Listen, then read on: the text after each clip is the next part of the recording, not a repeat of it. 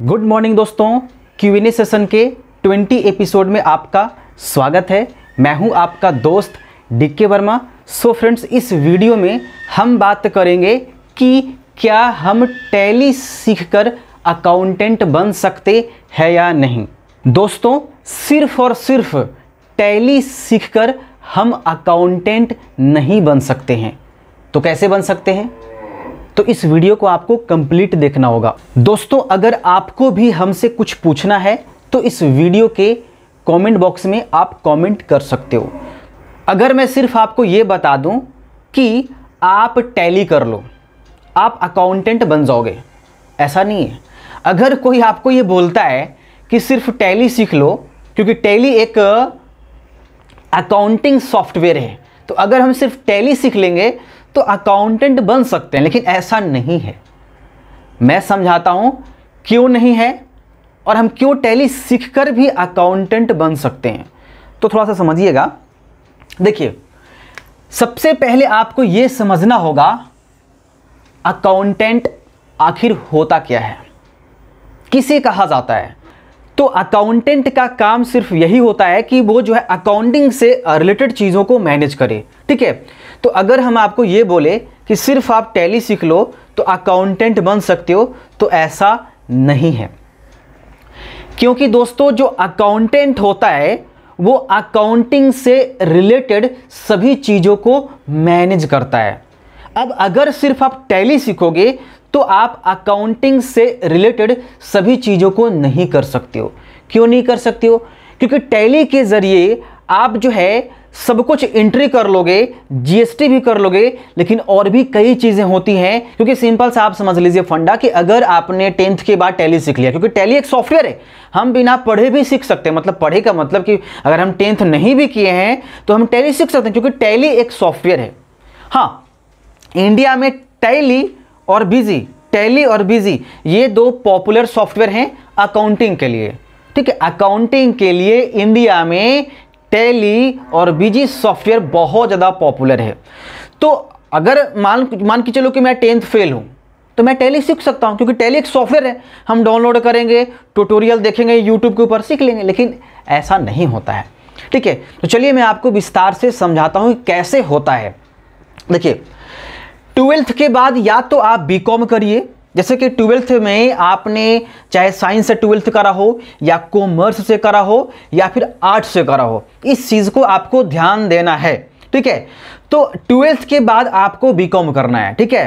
BCom करना है, या फिर अगर मान के चलो आपने बीकॉम नहीं किया है, आप बीकॉम के जगह पे आप 12th के बाद बीबीए भी कर सकते हो। अगर 12th के बाद अगर आप बीबीए करोगे और उसके बाद बीबीए के बाद आपके पास एमबीए आता है, तो इसमें इसको करने के बाद भी आप बहुत बड़ा अकाउंटेंट बन सकते हो। और ध्यान दीजिएगा कि अगर आपने ये नहीं किया है तो कैसे हम अकाउंटेंट बनेंगे। मान के चलो कि हमने कोई बीबीए एमबीए नहीं करा है, मेरे पास पैसे नहीं है और मैं चाहता हूं कि मैं एक अकाउंटेंट बनूं, तो कैसे बनेंगे?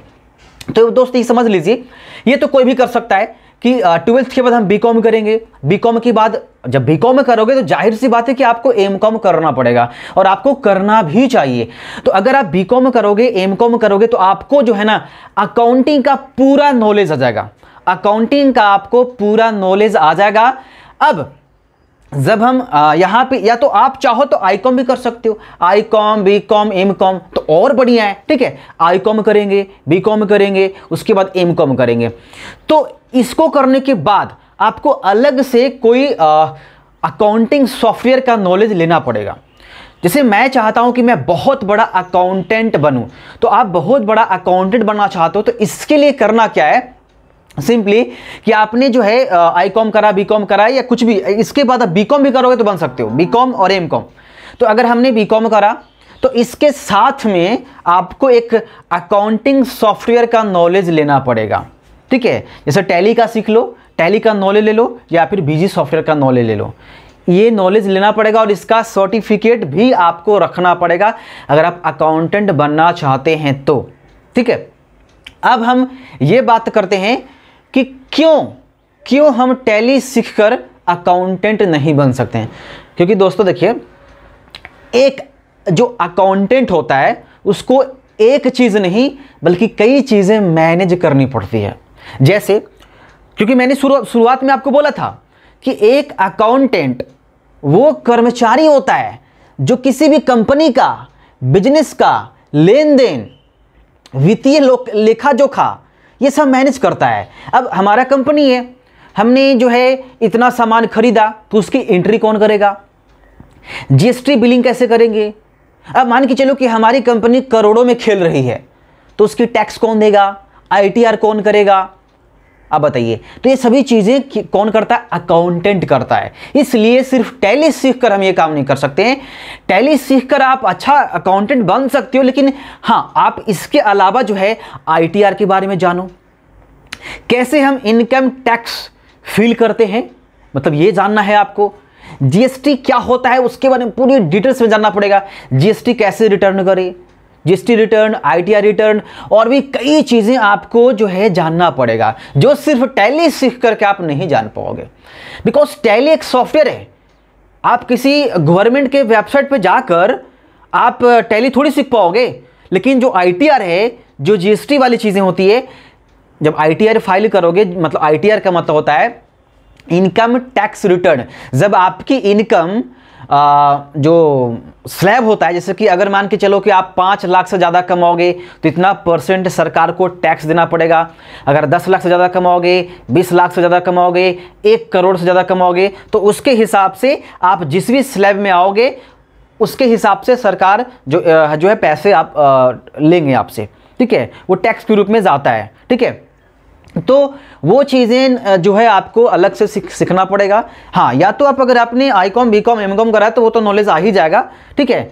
तो फाइनली ये रिजल्ट आता है कि अगर हम टैली सीख लेंगे तो टैली के अलावा जीएसटी, आईटीआर वगैरह वगैरह जो भी है, अगर हम सब चीज़ सीख लेंगे तो हम छोटे मोटे बिजनेस का या व्यापार जो भी कंपनी है उसका अकाउंटेंट का काम कर सकते हैं।